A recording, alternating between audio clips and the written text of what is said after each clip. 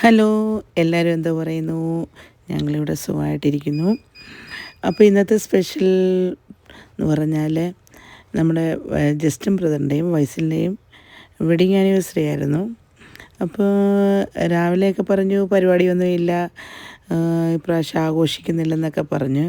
പക്ഷേ ഞങ്ങളെല്ലാവരും കൂടെ ബഹളം വെച്ചപ്പോഴത്തേക്ക് ഇല്ല, ആഘോഷിച്ചേ പറ്റൂ എന്നൊക്കെ പറഞ്ഞതുകൊണ്ട് വൈകിട്ട് പെട്ടെന്ന് തന്നെ ഓക്കെ എങ്കിൽ നമുക്ക് വില്ലക്കാർക്ക് എല്ലാവരും കൂടെ ഒരു ബിരിയാണി വെക്കാമെന്നുള്ള തീരുമാനത്തിലെത്തി. പെട്ടെന്ന് തന്നെ ഞങ്ങൾ പോയി സാധനങ്ങളൊക്കെ മേടിച്ചുകൊണ്ട് വന്നു. അങ്ങനെ അതിന് വേണ്ട പ്രിപ്പറേഷനൊക്കെ ചെയ്തു. അപ്പോൾ തമിഴ്നാട് സ്റ്റൈല് അടിപൊളി ബിരിയാണിയാണ് വെക്കുന്നത്. പ്രത്യേക ടേസ്റ്റ് എന്ന് പറഞ്ഞാൽ ഒരു പ്രത്യേക ടേസ്റ്റാണ്. മസാലയൊക്കെ കൂടുതലില്ലാതെ അടിപൊളി ബിരിയാണിയാണ്. അപ്പോൾ അതിന് വേണ്ടി നമ്മൾ ആദ്യം ഒരു ചെമ്പടുപ്പ് വെച്ച ശേഷം അതിലേക്ക് എണ്ണയും അതുപോലെ തന്നെ നെയ്യും മിക്സ് ചെയ്ത് ഒഴിച്ചു കൊടുത്തിട്ടുണ്ട്. എണ്ണയൊക്കെ ഒന്ന് ചൂടാവുന്ന സമയത്ത് നമ്മളതിലേക്ക് നമ്മൾ അരിഞ്ഞു വെച്ചിരിക്കുന്ന സവാള ചേർത്ത് കൊടുക്കും. സവാള ചേർത്ത ശേഷം സവാള ഒന്ന് ചെറുതായിട്ട് വഴണ്ടി വരുന്ന സമയത്ത് നമ്മൾ 2 പച്ചമുളകും പിന്നെ തക്കാളിക്കയും കൂടെ അതിലേക്ക് ചേർത്ത് കൊടുക്കും. അതും നല്ലവണ്ണം വഴണ്ടി വരുന്ന സമയത്ത് കുറച്ച് പുതിനയിലയും കുറച്ച് മല്ലിയിലയെല്ലാം ചേർത്ത് കൊടുക്കും.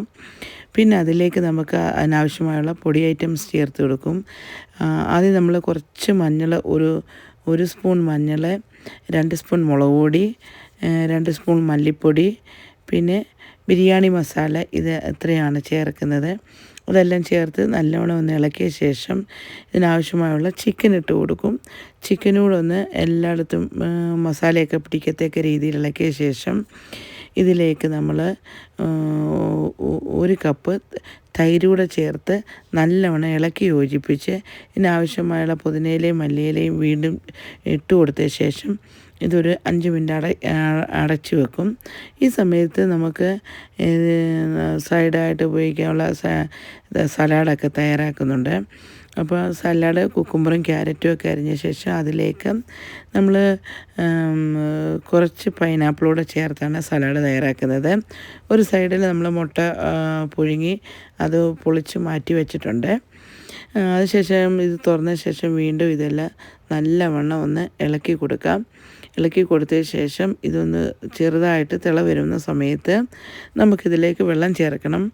അപ്പം 1 കപ്പ് അരിക്ക് 2 കപ്പ് വെള്ളം എന്നുള്ള രീതിയിലാണ് നമ്മൾ ചേർത്ത് കൊടുക്കുന്നത്. പിന്നെ നമുക്കിതിനാവശ്യമായിട്ടുള്ള ഉപ്പ് ചേർത്ത് കൊടുക്കാം. പിന്നീട് ഒരു 2 മിനിറ്റ് അടച്ചു വെക്കുമ്പോൾ ഇത് തിളച്ച് വരുന്ന സമയത്ത് ഇതെല്ലാം ഒന്ന് നല്ലവണ്ണം ഒന്ന് ഇളക്കി കൊടുക്കണം. അപ്പോൾ തുറന്ന് വെച്ച് വീണ്ടും ഒന്ന് തിളക്കിയ ശേഷം ഇതിലേക്ക് നമ്മൾ കഴുകി മാറ്റി വെച്ചിരുന്ന റൈസ് ചേർത്ത് കൊടുക്കാം.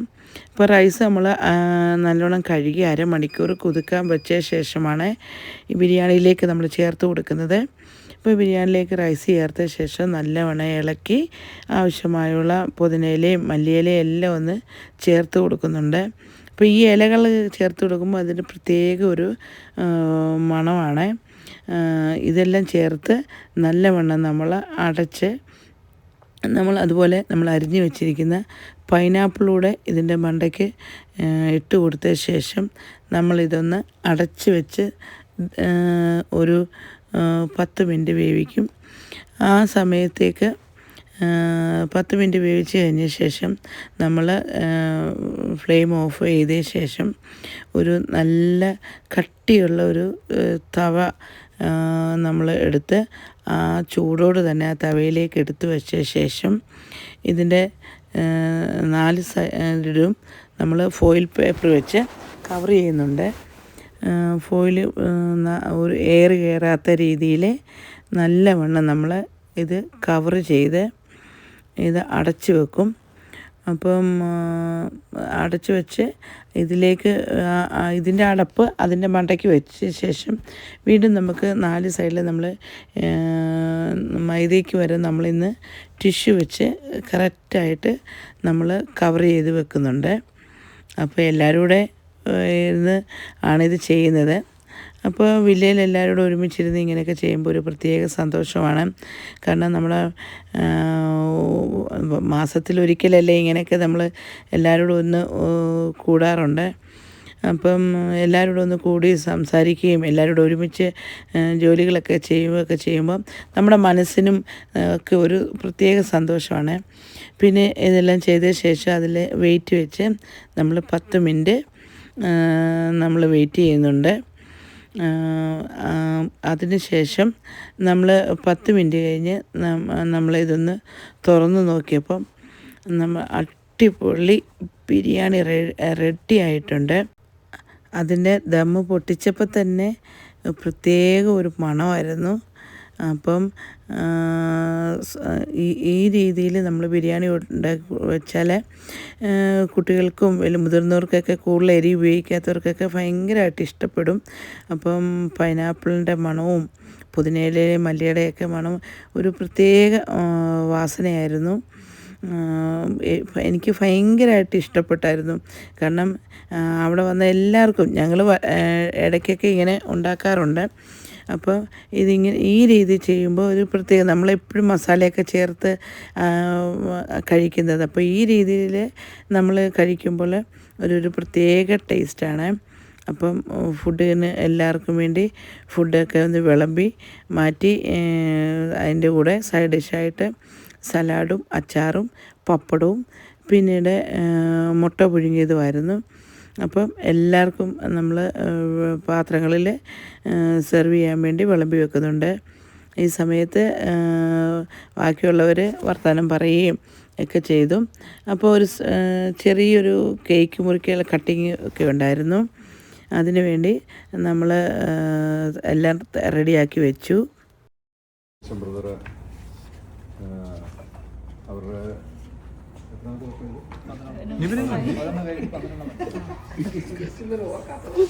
11 വർഷം അവരുടെ കുടുംബജീവിതം നയിക്കുവാൻ ദൈവമായ കർത്താവ് കൃപ ചെയ്തു.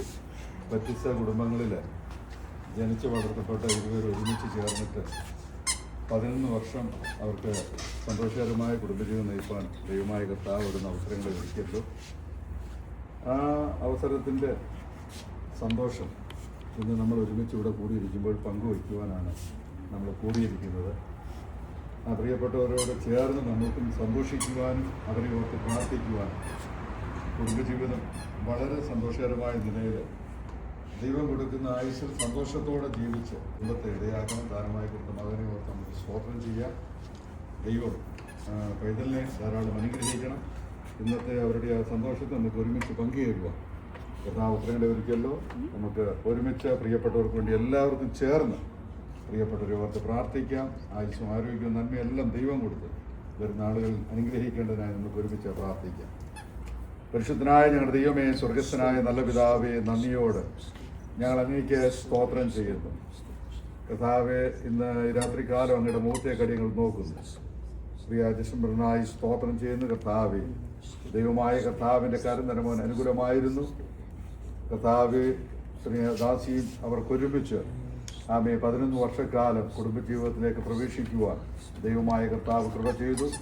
കഷ്ടതയിലും പ്രയാസത്തിലും സന്തോഷത്തിലും ദാരിദ്ര്യത്തിലും ഒക്കെ കർത്താവിൻ്റെ കൃപയോടൊന്ന് കൂടെയിരുന്നു. ഒരുമിച്ച് കർത്താവെ സന്തോഷകരമായ നിലയിൽ ഒരു ക്രിസ്തീയ ജീവിതം നയിക്കുവാൻ ദൈവമായ കർത്താവിന് കൃപ ചെയ്തതിനായി നന്ദിയോടെ സ്തോത്രം ചെയ്യുന്നു. തുടർന്നും കർത്താവ് കൊടുക്കുന്ന വർഷങ്ങൾ വളരെ സന്തോഷകരമായി ഐശ്വര്യമായി ആരോഗ്യത്തോട് നന്മയോട് സന്തോഷത്തോടെ ചെലവഴിപ്പാൻ ദൈവമായ കർത്താവിന് കൃപ ചെയ്യണമെന്ന് പ്രാർത്ഥിക്കുന്നു.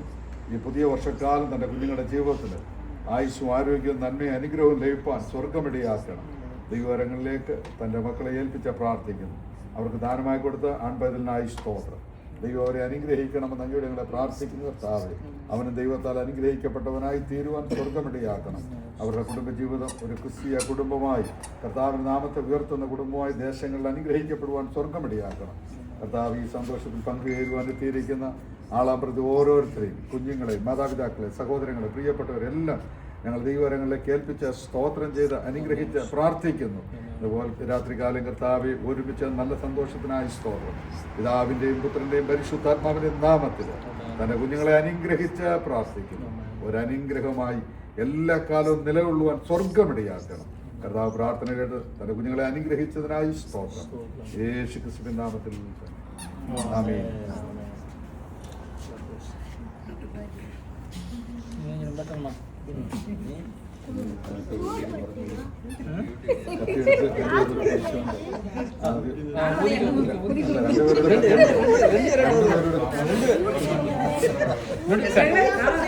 നമ്മളെക്കാട്ടിലാവും ഭാഷ.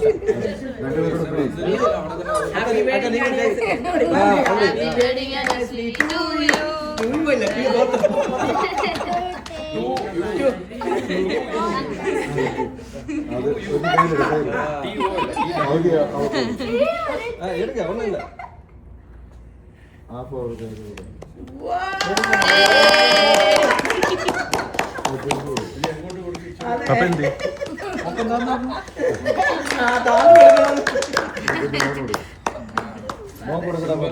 Bending down for wife.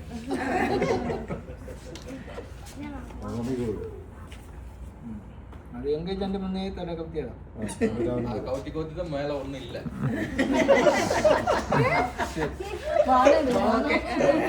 അണ്ണൻ തരാൻ വാങ്ങിക്കോ.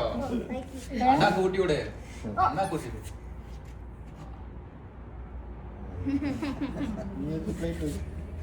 Very good, very good.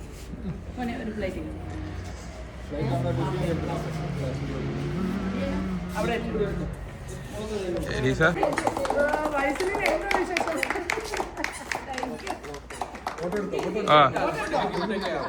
ആ എടുത്തു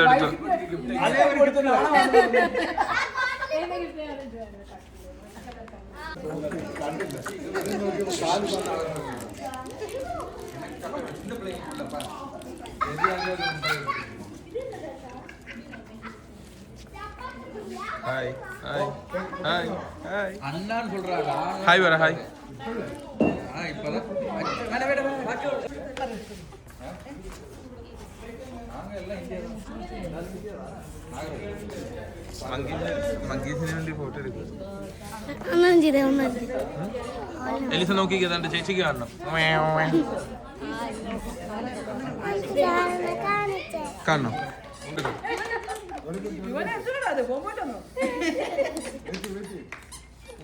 ഫോട്ടോ എടുക്കുന്നില്ലേ? ആ ഓക്കെ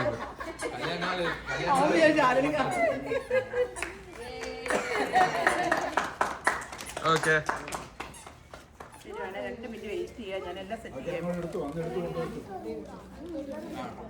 இனி ரிசப்ஷன் இந்த மாதிரி இருந்து 2 பேர் நெல்லுங்க எல்லாரும் வந்து கிஃப்ட்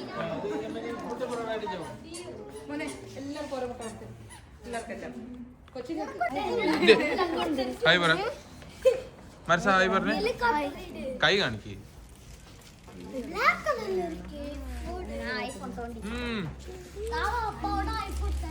ഹായ് പറ. ഹായ് എലീസ പറയത്തില്ല? എന്നിട്ട് ആ റൗണ്ട് കറങ്ങുന്നൊക്കെ എല്ലാം മൊത്തം കറക്റ്റ് എല്ലാവരും. ആ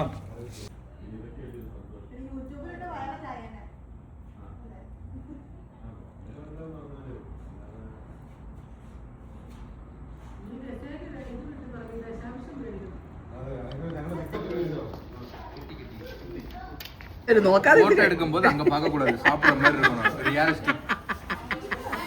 എല്ലാം കൂടെ ഞാൻ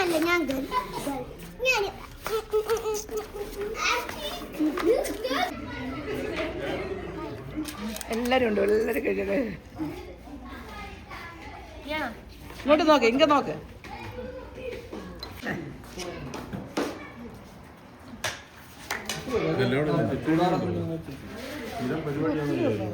പിന്നല്ലാതെ സ്ഥിരം പരിപാടിയല്ലേ ഇത്.